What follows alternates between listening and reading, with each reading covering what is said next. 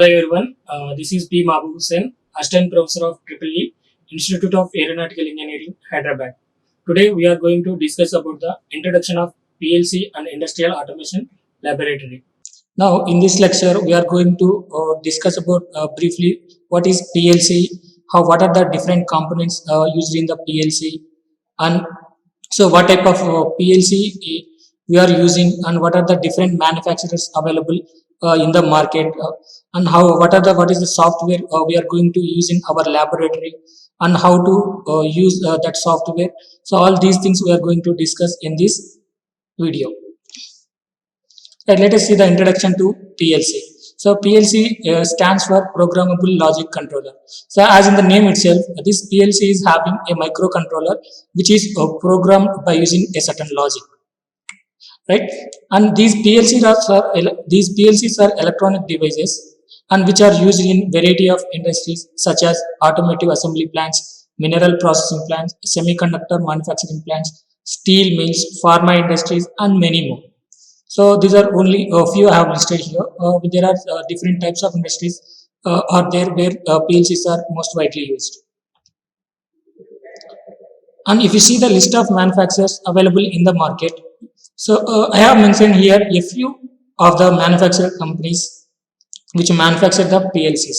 So those are ABB, Bose, Siemens, Delta Electronics, Omron, Rockwell Automation, Schneider Electric, GIC, Honeywell, Mitsubishi Electric, Toshiba, Keyence, Fuji Electric, Emerson.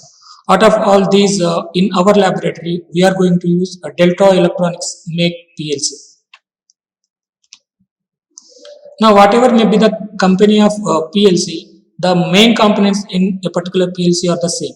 So, the main components of PLC are three. So, which are central processing unit, input module, as well as the output module. These are the three main components of any type of PLC. Right. So, central processing is the processing unit is the main unit where the program will be executed, and if there are any arithmetic operations, those will be done in the central processing unit. And input module, here in this picture you are having the input module. So the input module is having certain terminals or points. For these terminals or points, we will generally connect the sensors. The input sensors are maybe either digital or analog. So the examples are sensors are push buttons, toggle switches, proximity sensors, thermocouples. These are the examples of certain types of sensors. And coming to the output module, this output module is also having some terminals or points. These points are connected to output devices. The output devices may be in general like LED bulbs or relays, motors, or sirens, like that. So these will be connected to this output module. And this central process, for working with this PLC, you have to write the program. So for writing the program, you also have the one programming device, so which may be either laptop or PC. And this PLC works by looking at all inputs which are connected in the input module, and depending upon the state of the inputs, outputs will be generated in the central processing unit. So where we are having the user program. So then according to the user program, so the outputs will be generated and outputs will be enabled. If you observe the PLC scan process, you are having mainly three steps here. First, it will read the inputs. So all the input devices status will be read by the PLC. So then after reading the inputs, it will run the program which is written by the user. Right, as per the user requirement, then it will adjust the output devices which are connected to the PLC, and then after adjusting the output, again it will reach the input. If there are any changes in the inputs, then again according to our program, it will again adjust the output. This process is a continuous process and it is a sequential process. So first it will read the inputs, then run the program, then adjust the output. Again read the inputs, run the program, adjust the outputs. So like this, it is a continuous operation. Okay. Right. In our laboratory, we are going to use the DVP series PLC. In this DVP series PLC, you are having different models. So such as ES2, EX2, EH3, EC3, SV2, SX2, SS2, etc. Right? Out of all these available models, in our laboratory, we are going to use SS2 model PLC. This SS2 model PLC comes under DVP series. Okay, in Delta Electronics company, there are certain series are there, AH series, DVP series, like that. Right? In those series, we are going to use DVP series. In that DVP series also, you are having number of models. Out of all the models, we are going to use the SS2 model PLC. So whatever may be the PLC, the PLC IO points are labeled by using octal numbering system. So what is this octal numbering systems? Right? Octal numbering system is nothing but all the inputs or outputs. These are numbered from 0 to 7 only. So you will not have 8 or 8 and 9. Right? First input is started with 0, 1, 2, 3 up to 7. Then the number will be there. Next after x7, it will come to the x10, x8 and x0 will be not there in this PLC. So output also will be the same. Right? Outputs will be numbered from y0 to y7, then y10 to y17, then y20 to y27, like that. Okay.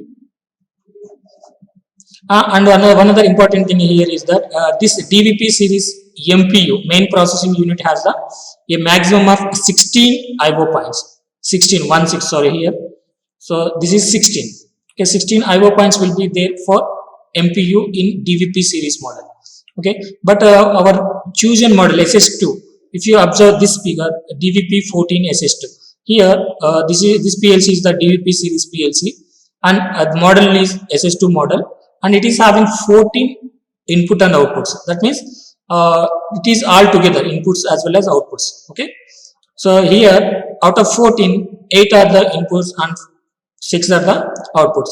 The inputs are numbered from x0 to x7, outputs are numbered from y0 to y5. Total you are having 14 input and output devices for this MPU. Suppose if you take ES2 series, right, in the same DVP series, if you take ES2 series PLC, so then the main processing unit will be having 16 digital inputs and 16 digital outputs.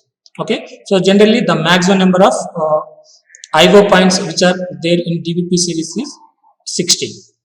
Okay, so then if your process is having more than 16 inputs, so then how you can proceed with your experiment?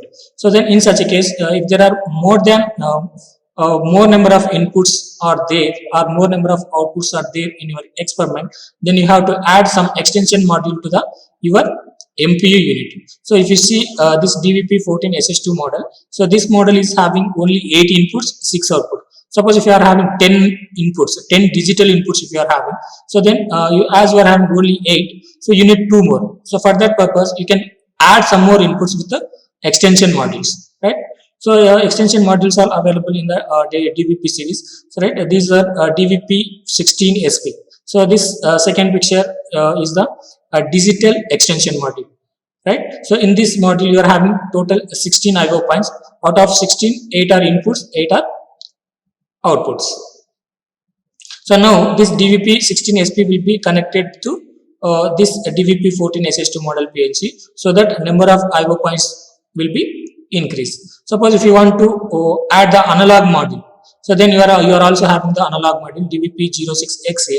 So in this you are having 6 analog IOs, right, in which 4 are analog inputs and 2 are analog outputs. If in your experiment you are having analog inputs or analog outputs, then you can use this extension module, and this extension module will be connected to the same MPU unit. Now steps for doing any experiment with this PLC. So whatever may be the type of PLC or manufacturer of the PLC, so the steps will be the same, right? First step is you have to find the input devices, and then second step is you have to find the output devices, right? So if you want to do any experiment, first you have to find out what are the number of input devices, then what are the number of output devices. After finding the number of input and output devices, the next step you have to do is connect the input devices and output devices to PLC terminals or points. So as you know, PLC will be having certain input terminals and output terminals. All inputs will be connected to input terminals, output devices will be connected to output terminals. So then after connecting input and output devices, the next step is you have to write the program, right? The programming technique, what we here we are using is ladder diagram. Okay, you are having a different programming methods such as instruction list mode, sequential function chart, ladder diagram. So generally we will prefer the ladder diagram. Okay, so in step 4 we will write the ladder diagram program as per the user requirement, right? As per the user requirement you have to write the program. So then after writing the program you have to dump this into the PLC. So then on the final step you have to verify the output. Now let us see one simple example. The example is LED bulb on off control with one switch.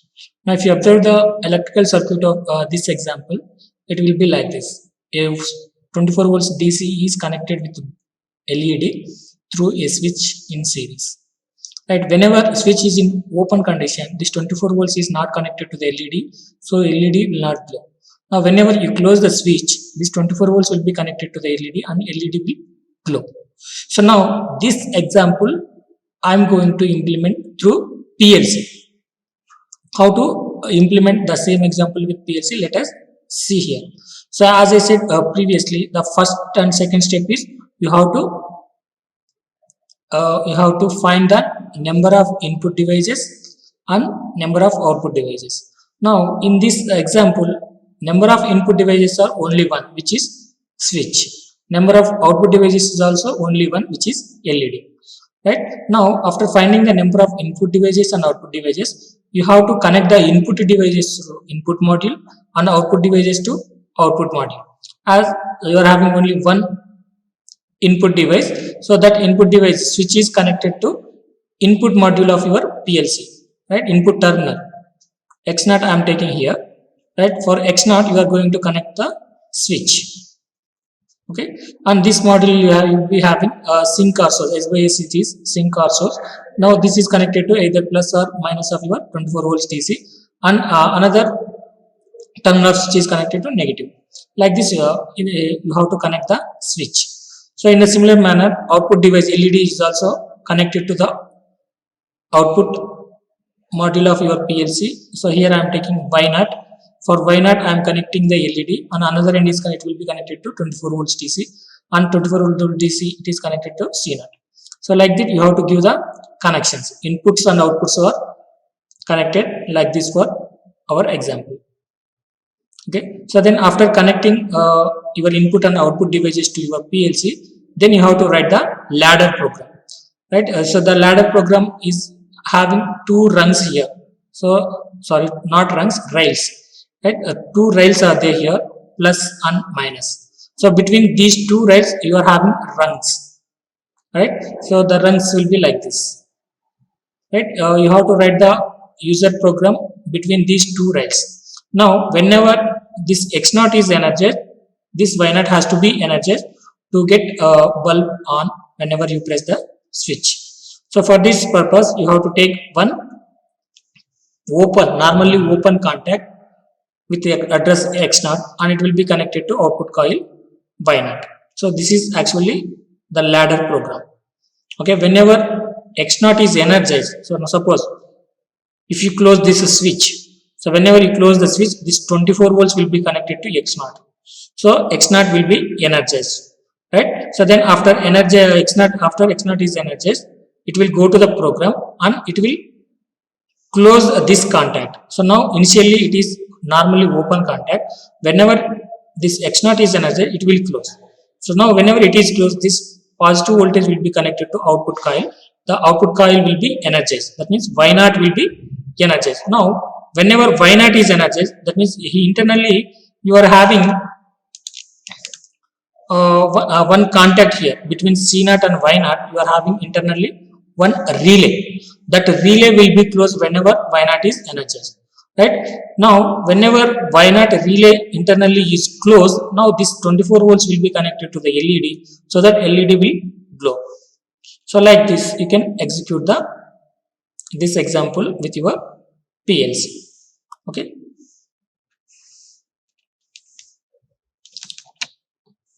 right, let us see how to download the software here. So you have to write the ladder diagram program. So for writing the program, you need one software. Right, for Delta company, you are having WPL software. So the version here I'm downloading here is 2.49. Right, you can follow any one of these two links. Okay, I'm clicking the second link. Whenever you click on any one of these links, it will directly download the file.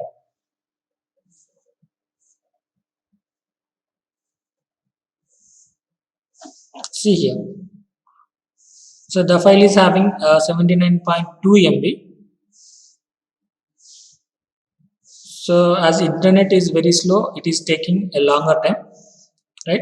So if your internet is fast, it will take only 1 or 2 minutes only. So after downloading the file, we go to the downloads. I already downloaded the file, so I'm cancelling here. So directly I'm going to downloads. So here you are having the file. So now this is a RAR file. Now you extract this file. So then after extraction, you will get a folder like this. Then open this. After opening the file, you will get the setup. So now you click on the setup and install the software.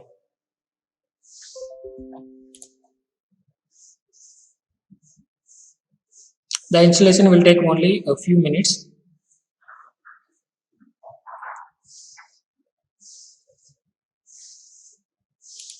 Click on next, next and install.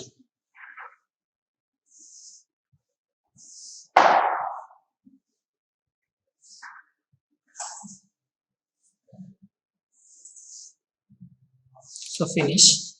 So now after finishing the installation, if you go to the desktop, then you can find the one icon here. So the icon name WPL Soft 2.49. Now your software is installed. So if you click on this icon,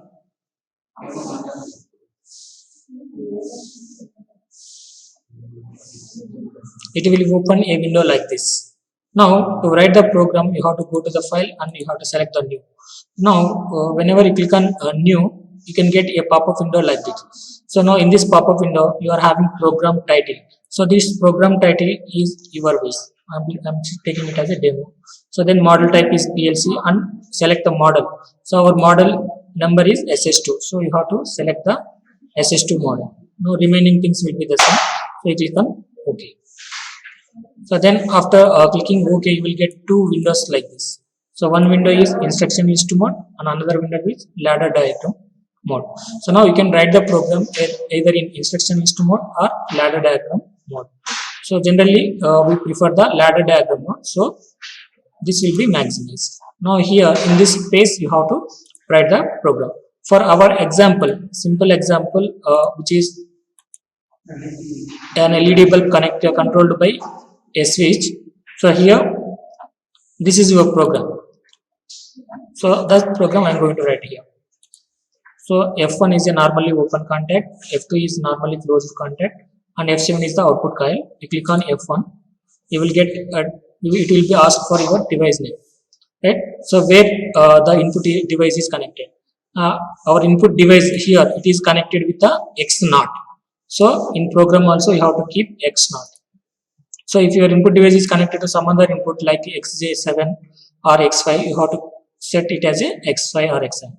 Right? As it is connected to X0, I am taking it as a X0. So then whenever X0 is energized, output coil has to energize. Output coil is F7. So F7 output is also connected with Y0. So now this LED is connected to Y5, then you have to take Y5. As it is connected to Y0, here also in program you have to take Y0 only. Okay, then click on OK. Right? This is the program. Now whenever you compile, so here you are having an instruction code. Right? When this is for compilation. Now whenever you click on this, you will get the end instruction. So this is the program for our simple example. Now how to run this?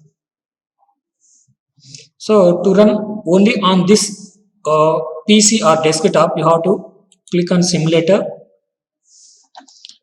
and then click on online mode. So click on yes. So here you can observe stop. When it is in stop mode, so then you have to click on run. Here you are having the run. Click on the run and click OK. So then you will get a run. So now you can verify your program on the PC itself. So now if whenever X naught is energized, that means X naught is on, your output will be energized. So whenever if you close, output will be de-energized. Like this you can write the program. Okay.